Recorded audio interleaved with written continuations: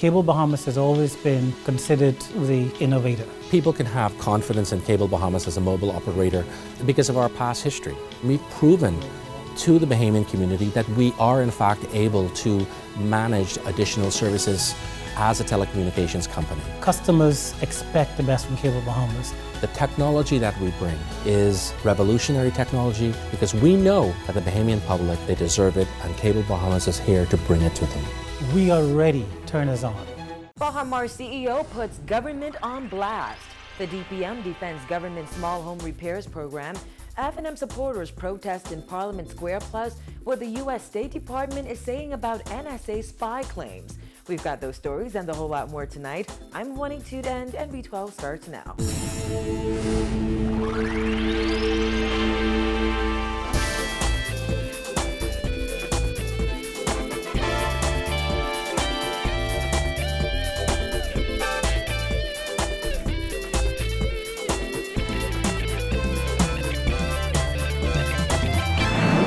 Tonight, CEO of Baha Mar is Merlian hit out at the Bahamas government today over its unfulfilled promises. Merlian, who addressed leaders of the business community during the Bahamas Chamber of Commerce conclave this afternoon, said it will take more than the multi-billion-dollar resort to take the country forward. Dana Smith reports.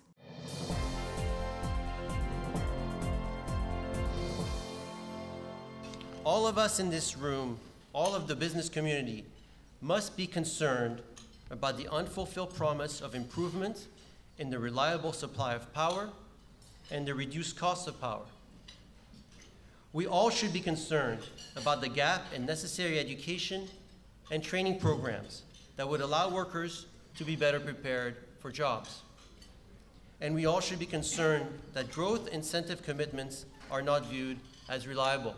Merlian said, unfortunately, over the past 12 years, several promises important to the future of the Bahamas, such as reliable electricity, have not yet come to fruition. He said as Baha Mar has been developed, it has had to do so with less than ideal support and a less than best-in-class business climate, which are critical to the nation's success.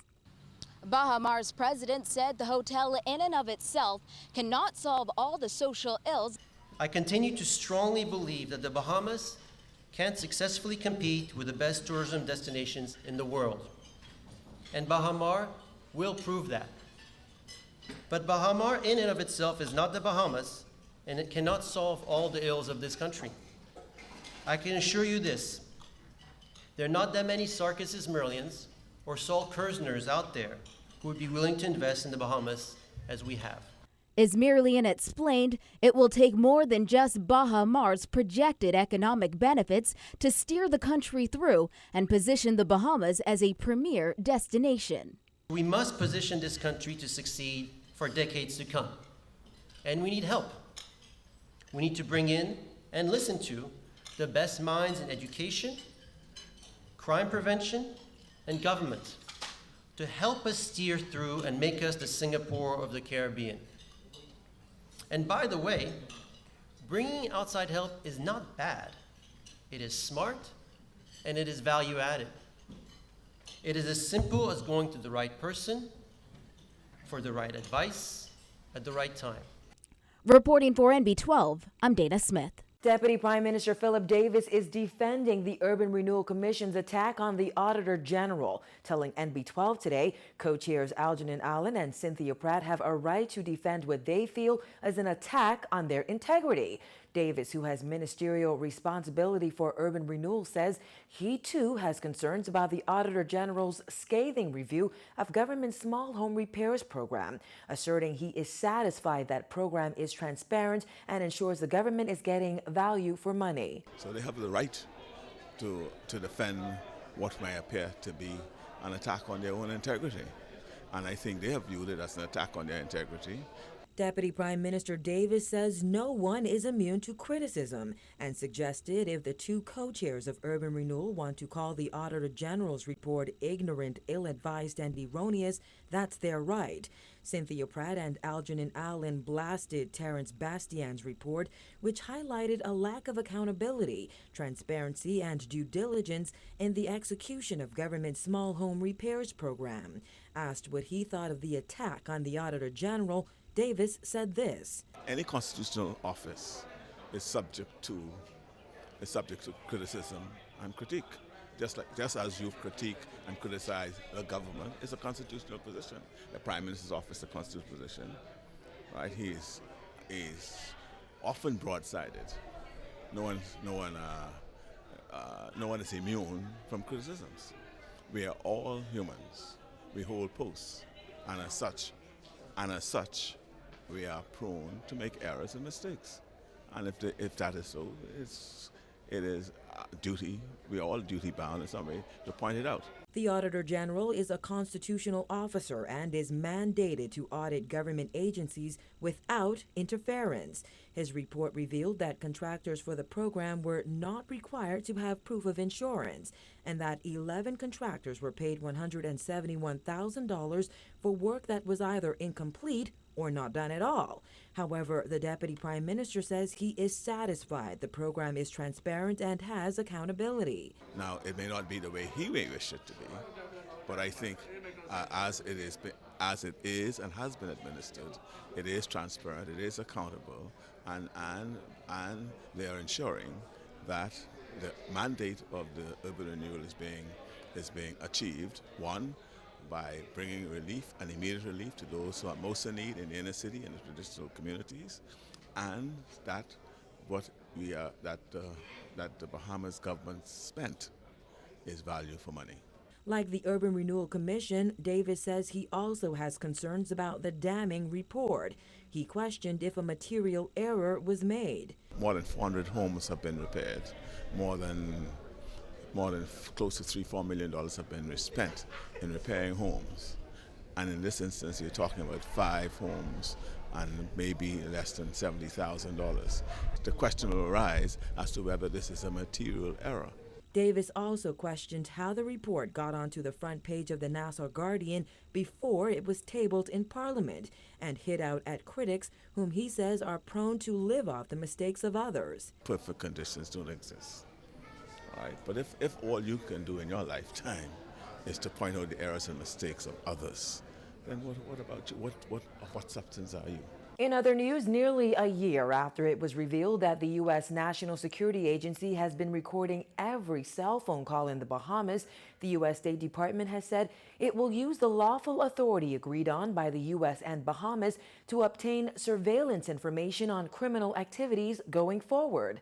Foreign Affairs Minister Fred Mitchell said in the House of Assembly today, U.S. officials addressed the matter in an oral communication nearly 3 months ago. The matter of the alleged surveillance and the taping of conversations of Bahamians by United States agencies in the Bahamas has been the subject of public interest for some time. The Bahamas government has made inquiries on this matter and received the following answer from the United States State Department by way of an oral communication on the 26th of January, and I'm quoting from my notes of the meeting. The U.S. will, going forward, use the lawful authority that was mutually agreed between the two countries to obtain surveillance information for drug interdiction and criminal activities. Thank you, Mr. Speaker. The Bahamas government sought an explanation from the U.S. back in May 2014. Documents leaked by former NSA analyst Edward Snowden allege that the NSA is using a surveillance system called Samolget to collect and store full-take audio of every mobile call made in the Bahamas and storing it for up to 30 days. Prime Minister Perry Christie said in February that the American government has committed not to spy. Led by opposition leader Dr. Hubert Minnis, nearly 100 FNM supporters protested outside of the House of Assembly this morning and demanded that Agriculture Minister V. Alfred Gray resign or be kicked out of the Christie cabinet. However, that protest got off to a rocky start as supporters clashed with police. Jasmine Brown tells us more. Free National Movement supporters were out in force this morning as party leaders made it clear they do not plan on letting the Gray matter slip under the radar.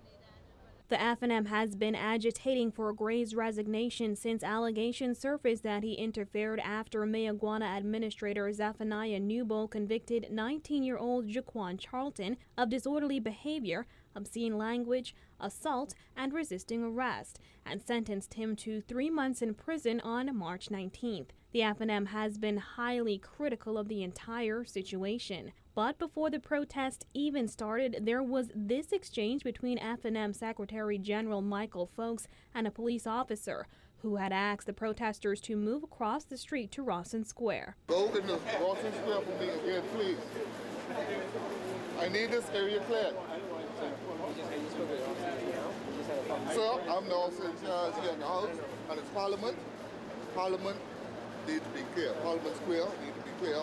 Everybody need to go there. At one point, former MP Brunzel Roll also stepped in to speak with officers who continued to insist the protesters move as they were blocking MPs from entering the House. Is there something wrong with them walking in the square? Sir? Is there something wrong with us walking in the square? It's the ensemble. Okay, we need to clear a path. We need to clear a path. We need to clear a path.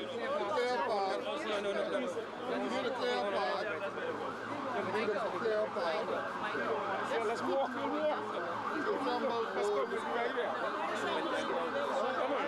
But in the end, the protesters remained where they were, and moments later, Dr. Minnis, who was accompanied by other party leaders, addressed protesters, commending them for standing their ground. We will not be intimidated by the amount of police out here today.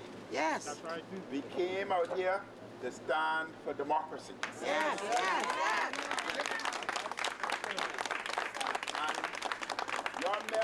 And your mere presence out here show the passion you feel for keeping this country on a democratic path. Minnis went on to say the FNM does not plan to let the issue slide into obscurity and promised that their next protest will bring even bigger crowds until Gray is booted out of office. We will continue to fight. We will continue to stand up. For his part, Gray told our news team that he told Newbold what his options were after the conviction. He said he told him he could grant bail because an appeal was filed. Newbold later told our news team he released Charlton outright and not on bail after an order came forth. In the House of Assembly last month, Christie said Gray had invited him to relieve him of his local government portfolio, pending the outcome of a police investigation into the matter. On Friday, Gray's lawyer Wayne Monroe confirmed police interviewed Gray. Minnis still contends that's not enough, as Gray is still the Minister of Marine Resources and Agriculture. Gray must go! Gray must go! Gray must go! Gray must go! We will not tolerate it! We will not tolerate it! Reporting for NB12, I'm Jasmine Brown.